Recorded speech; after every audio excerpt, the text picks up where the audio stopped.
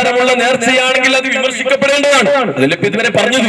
ഇനി അത് എവിടെ ഒന്ന് കണ്ടു തീർച്ചയായിട്ടും ഞെട്ടാൻ നിൽക്കണ്ട. അതുകൊണ്ടാണ് ഞാൻ പറഞ്ഞത്, ഇതുപോലുള്ള അനാചാരങ്ങൾ എവിടെ നടന്നാലും അത് വിമർശിക്കപ്പെടേണ്ടതും സമസ്ത വിമർശിച്ചുകൊണ്ടിരിക്കുന്നതുമാണ്. എന്നിട്ട് സലഫി ഗസ്റ്റിന് പകരമായിട്ട് അനസ് മൗലവി എന്ന് പറഞ്ഞ ഒരാളുണ്ട്.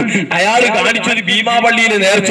എന്നിട്ട് കൂട്ടത്തിൽ അദ്ദേഹം പറയാണ്, മൗലവിമാരൊക്കെ പറയാണ്, ഇത് മടവൂരികൾ ചെയ്തതാണ് കേട്ടോ, നമ്മളല്ലോ. സ്വാഗതം ഒന്ന് ശരിക്കും കേൾക്കൂ, എന്നിട്ട് ബാക്കിയുള്ള വിഷയത്തിലേക്ക് നമ്മൾ കടക്കാൻ പോവുകയാണ്. Salafi association president advocate Kattileri Abdulla Sahib, Abu Sajida Farooqi, Salafi പ്രസ്ഥാനത്തിന്റെ സലഫി അസോസിയേഷന്റെ ഭാരവാഹികളെ, പ്രിയം നിറഞ്ഞ നാട്ടുകാരെ, ഇനി ഫാത്തിഹ ആരംഭിക്കാൻ പോവാണ്. നേരത്തെ ഒരു മൗലവി പ്രസംഗിച്ചല്ലോ, വന്നില്ല, മറ്റോ വന്നിട്ട്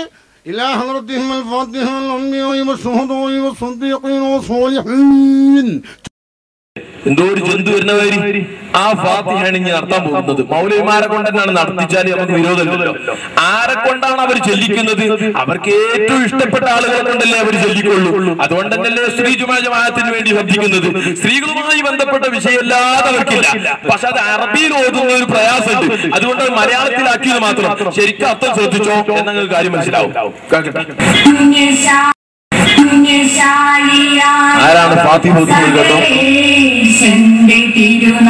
ബിസ്മില്ലാഹിർ റഹ്മാനിർ റഹീം. അതാണ് ഫസ്റ്റ്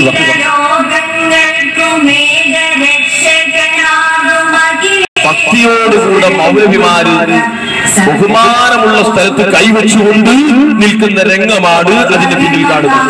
ശരിക്കും കണ്ടു. എന്തിനാ നിങ്ങൾ ചുരുക്കുന്നത്? വെച്ചു നോക്കുന്നത്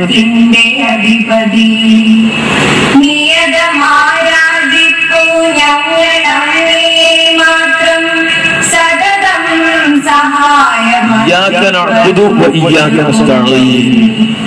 നയിക്കേണമെങ്ങളെ നേരായ മാർഗ്ഗത്തിങ്കൽ നിന്നനുഗ്രഹ പാത്രമായോ